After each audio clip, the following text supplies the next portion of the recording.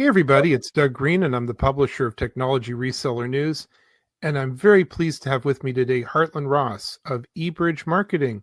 Hartland, thank you for joining me today. Doug, thank you very much for having me on the show. Really appreciate it. Well, we're going to be talking about one of our favorite topics here is mergers and acquisitions. We're actually going to be leaning on the acquisition part a little bit more than the merger part today. We're going to be talking about how to actually buy your first MSP, what's involved. We haven't really explored that as much as in the past, talking about maybe preparing your company for sale.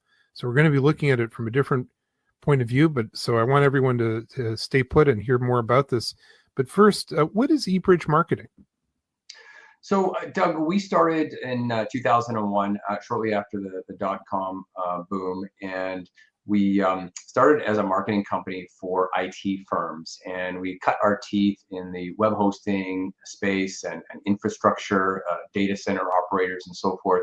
And we're supporting those companies for many years, supporting organic growth. And then we added on MSPs into that process as well.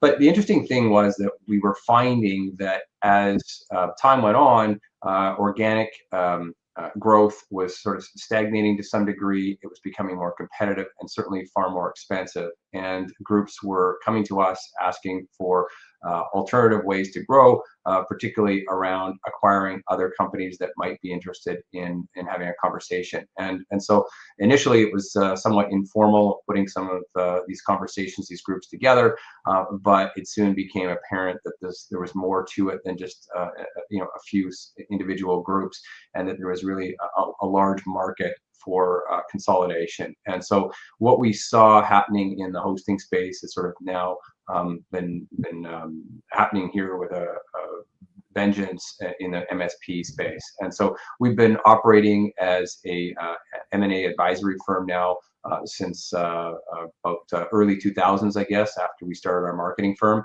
And we have two divisions. We have eBridge Marketing, which is our marketing agency side, focused on organic growth. And then we have the M&A side, which is our sites, the MSP broker and the hostbroker.com. You know, before we dive into some of the particulars of that buying process, one thing that strikes me is the continuity of your story, which is you have been specializing in markets that historically have been misunderstood or a little understood by a lot of people, especially in the financial sector. Yes. You know, that's a tough one, isn't it? Well, especially in the early days when you were going to banks and they just didn't understand the revenue model and this concept of recurring revenue, and at this point it's kind of the holy grail that everybody's looking for, right? And a lot more understanding of it, a lot more appreciation, and frankly probably security from a lender's perspective around the annuity stream that comes with these businesses. Of course, some have more recurring revenue than others, but yeah, and as these businesses have all grown, they've grown to the point where they've attracted, as you said, the financial buyers. In the early days, they were all just too small to attract really anybody's attention. Yeah, for people that didn't have the experience, you'd try to educate a banker about all this, and then they would say, okay, so how many pickups does the company have? How large is the acreage? So, yeah, and stuff like that. Yeah, and tell us about your office and the fact that, geez, well, everything's virtual, and the customers are not on contracts or on subscriptions, right, and so forth. So a lot of water has gone under the bridge since those days, but certainly it was a struggle in the early times. So yeah, let's move forward to our moment here, and let's imagine for a moment that in 2025 you're considering the idea of buying your very first MSP. And you've brought with you today some ideas. There's like a step-by-step approach to this, I think. Well, everybody's at a different point, and some have done acquisitions already. Others are on their first one. One of the things that we're seeing is that there are far more buyers in the market than there are sellers, and so it becomes a competitive situation to try to secure an opportunity. And for those who are saying, hey, I've got this great idea, I'm going to grow my business through acquisition. I'm going to roll up some MSPs, and they hear that, geez, if I do that, the values will increase. It all sounds great, except for the fact that everybody's got the same idea. And so how do you differentiate yourself as a buyer relative to all the other buyers that a seller is having to evaluate? We heard just the other day through some partners of ours that they had, get this, 400 NDAs on one deal. I mean, it's just astounding to think that your chances of getting a deal in those instances are so low. And secondly, you're probably going to end up having to overpay for it. So you really need to stand out, and obviously money is a big piece in this process. But in my view, there are some other elements that we see consistently that are kind of lacking that I thought I could talk a little bit more about if you're interested. Well, I sure am, because I think the first one we're coming up on is something that doesn't involve money necessarily. Yeah, well, exactly. I mean, there's the early stages, right? And one of the things that we see is that groups come and they say, well, they see an opportunity, it looks of interest, but they really don't know what to do next. What's the next step? And of course, they need to sign a non-disclosure and they need to get access to the information. But the point is that they don't have any kind of process. So they haven't spoken to any kind of professionals on their end. They don't have a CPA or an attorney that they're working with. They haven't figured out what their due diligence questions are. So it ends up being a process where they're sort of winging the whole thing, and it comes across to or may come across to sellers exactly in that way, where it's just they're not instilling confidence that they know what they're doing, and certainly in all likelihood haven't done other deals, and that in and of itself, especially if it's a competitive environment, will put that buyer at a disadvantage. So one of the things that we talk about is just have an established process. Even if you haven't done this before, think through the process, have your resources, your team in place, and put together a due diligence list and timelines associated with it. But really, more importantly than all of those things is understand what you want. What's important to you? What are the non-negotiable issues? And some examples are customer concentration. Obviously, it's not ideal if there's 2 or 3 large customers, but it doesn't mean to say that it can't work. But is that a factor for you? Customer churn numbers, the profile of the customer. Are they enterprise customer? Are they more of an SME? Is there an industry specialization? How much revenue is recurring? Are the customers on contracts or not? Geographically, where are they located? What are the price points that they're generally used to paying? So all of these things, there needs to be real thought, and I think that there's a lot of buyers that kind of come into the process just trying to figure it out, and in some cases, it's going to put them at a disadvantage if they haven't got those ducks in a row. Now, early on, one of the things you said when we were preparing for a podcast today is the building of trust.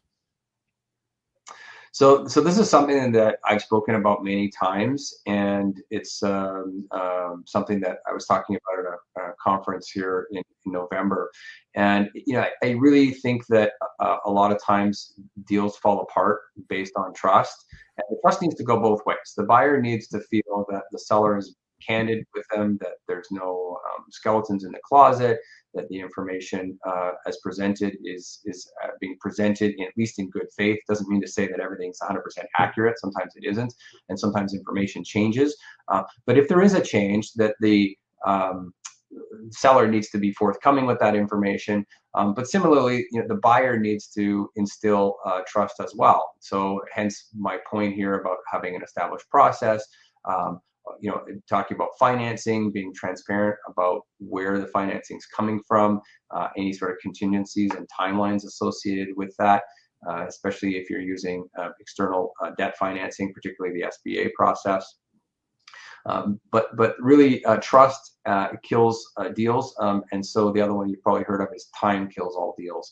And so if a buyer and seller feel like they kind of can't trust the other, it starts to put into question virtually everything, and particularly if there's going to be an ongoing relationship post-close. For instance, the buyer is going to hire the seller, or at the very least, the seller is expected to provide what's referred to as transition support. So it's not just here are the keys and good luck with it, but being able to support the buyer for some period of time. And so the relationship is a marriage of sorts, a marriage that may not last more than a few weeks or a few months, but at the same time, if there's an employment relationship, it could last years, and that won't stand this test of time if the foundation of trust is not there. And building that foundation, you told me earlier before we began, has to do with the due diligence you were discussing just a few minutes ago. Yeah. So again, understanding what you're looking for and being clear, because it's a bit like going through a job interview. The person interviewing is going to say, well, why do you want this job? Why do you like this industry? Why do you want to work for us? And the answer needs to be something that is believable, and there's conviction behind the response. So why do you want, as much as there may be the belief that, hey, I'm the buyer, I'm the one with the money, this is my decision, and I'm asking all the questions, essentially I'm the interviewer. It's actually, that's true to some degree, but the tables are turned as well, certainly at some point a little bit further into the process, where the seller is also evaluating the buyer to decide, well, is this someone that I want to sell to? And one of the things that I think is underappreciated is that a lot of times, as much as the times the seller wants to receive top value for their business, actually one of the bigger factors typically is I want to find someone who can take care of my baby. This is a baby that I gave birth to. I've been supporting these customers. I have employees that I care about. They've brought me a long way to build this business, and I want to have somebody who can take care of both of those. And so again, if they don't feel that the buyer is the right fit, it may be irrelevant, frankly, what the purchase price is if they don't have confidence in them. And that gets back to the trust. So what I'm hearing again and again is there are hard things, money, process, due diligence, and so on. But then there are human, if you will, things like I need to be able to trust you. But the one is sort of dependent on the other. If I'm giving you real numbers, but also if I'm feeling good about your ability to manage my business and provide good experiences for my customers, employees, and so on. Exactly. And I'll just take it a step further and just say that one of the common structures, it's not certainly with every deal, but is this idea of an earnout meaning that the seller will get paid contingent on something happening. Typically, it's going to be a revenue target of some sort. So as long as your revenues stay where they were last year, then we'll pay you. If they drop, then we'll pay you something less, and there's a formula associated with that. But to the extent that there's a seamless transition and that the seller's employees are well supported and happy, then you typically will have happy customers. And when you have happy customers, you have customers who are going to stick around, which means that your as a seller, your revenue stream is protected, and therefore your valuation is protected. So they do relate to each other. And if you take it, sort of step further to say that if you sell to somebody who's not competent and who's not a good fit, but has a top dollar offer, if there's any kind of contingencies around this, that you actually may get less simply because of the fact that there's not going to be a fit, and you're going to lose revenue and people and customers and relationships and so forth. Now, you were saying just a bit ago that there's a speed involved, that if you take forever, that as the clock ticks, the deal unravels. I take it. Yeah, so it's important to keep the ball rolling, and the challenge with any buyer and seller, frankly, as well, is that both of them are focused also not only on this job of buying or selling the business, but the other job, which is I need to continue to run my existing business. So the seller needs to continue to run their business status quo. Hopefully they sell, but maybe they won't, and come to terms.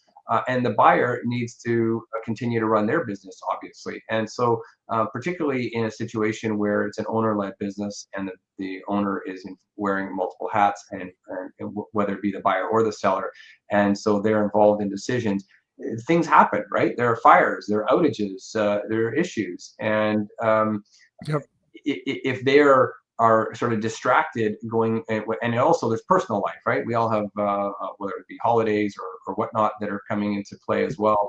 And so if it takes you 3 weeks to turn around a review of an agreement, that's just another 3 weeks in the process. And could it be tolerated? Potentially, if it's a one-off thing. But if it kind of keeps happening and due diligence takes forever, and some of the sellers spent the whole weekend, and I've seen this happen, they spent the whole weekend uploading files that the buyer wanted, literally hours and hours of their time uploading to some data room, Dropbox, Google Drive, or a data room situation, and they can tell who's open what when. And they notice that the buyer a week later hasn't even opened any of the files that they just spent all weekend rushing to put forward. It's a bit of a slap in the face, because it says, hey, well, why did I spend all that time and waste my weekend running around to try to get all this information? You guys can't even be bothered to take a look at it. Now, is there a way to get everything aligned? I know you can't give away the whole story of what you do, but are there processes to align the objectives and valuation in terms of the deal term? Well, I mean, we certainly, and most advisors would run a process. Some are more strict than others. So, part of that process is to start with these kind of deal killer questions from a buyer's perspective, right? So, again, if a buyer knows what they want, then we're focused in on trying to give an example. Let's see, going all the way through the process, and then late in the day finding out that the price points are not compatible with the buyer's price points, and so we can't move that $75 a month customer to a $250 a month customer overnight, and the gap is too big, therefore we're not interested. Well, that was information that was provided virtually on day one, or should have been. And so there's no point in us having spent the last month or two going down all these other rabbit holes to find something out as obvious as that. So there is a process, yes, and the idea is to try, frankly, for both sides to decide as quickly as possible whether there's something here or not. The other thing is that if the deal looks like it's potentially could go off the rails, or there's some issue, that's our job, is to jump in and say, look, we have concerns over this. Let's talk about this, and not have that elephant in the room be sort of ignored. Is there a point where it's something to avoid, that the process becomes so elaborate that it starts to actually drain the life out of the companies? Fatigue sets in. Well, I mean, absolutely. I wouldn't say that's a regular occurrence, but sometimes we get an overzealous buyer who has done what they feel is a great job putting together this massive laundry list of due diligence items that they need, and they lob it over the fence to the seller, and the seller just sort of deer in the headlights looks at this thing and says, oh, this is far too much. I can't even process this. And so they have the best of intentions as a buyer, that they want to kind of have no stone unturned.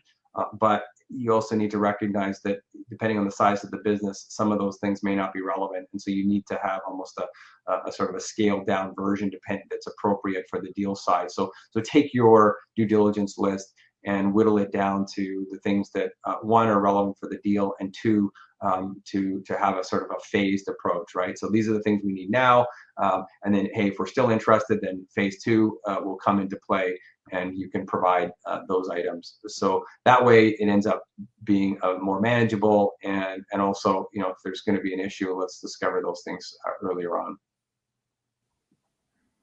So Hartland, I really want to thank you for joining me today. There's never enough time to talk about this topic, because it needs to be said for many people. You said it during this podcast.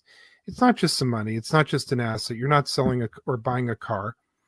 which itself can be actually rather emotional. Actually, this is your life. You said the word baby, right? You have maybe you're buying it possibly from someone who's poured their soul into it, their creativity, maybe even their own name identity. So it is a big deal. It's absolutely a big deal. One thing that I could also note as the flip side, just to your point here, is actually on the seller side, is understanding what the seller's motivations are and what they want to do next. Because if they don't have a plan, then sometimes they can get cold feet rather, because they get nervous about they wanted to sell, but they haven't actually got a kind of a life transition, and so for retirement, it's a bit of a shock. So understanding what their motivations are and ensuring that that they have their own sort of next chapter, I feel like, figured out. Well, Hartland, I understand you've got 2 places where people can find more resources on this. Yeah, so we publish a list of companies for sale in the IT services space, and obviously MSPs is a big area for us. But mentioned we really cut our teeth in the hosting industry and infrastructure space. So we publish all of those types of listings of companies for sale. MSPs, really a North American focus, hosting and infrastructure companies on a global level. And we publish those to our site, thehostbroker.com and the mspbroker.com. We do that every week. Typically, it goes out on Wednesdays. It's free to subscribe. So if you're interested in doing so, you can go there. We also have the ability to take your requirements, your requests. If you said, I want to look at opportunities in certain states or within certain mileage of a major center, then we can take those requirements as well as revenue targets and then add you to what we call our wish list and reach out to you if and when we have opportunities that we think are a fit for you. If you are looking for support or have questions, we're also happy to chat. Obviously, this is a little bit of a sort of drop in the bucket in today's session, but happy to chat. We also have a lot of resources on our site in terms of our YouTube channel and blogs and other podcasts we've done. Hartland, I want to thank you for joining me today. This has been really great. I know this isn't going to be our last conversation on this, but for now, thanks very much indeed. I hope not. Thanks very much. Really appreciate your time as well, Doug. Thank you.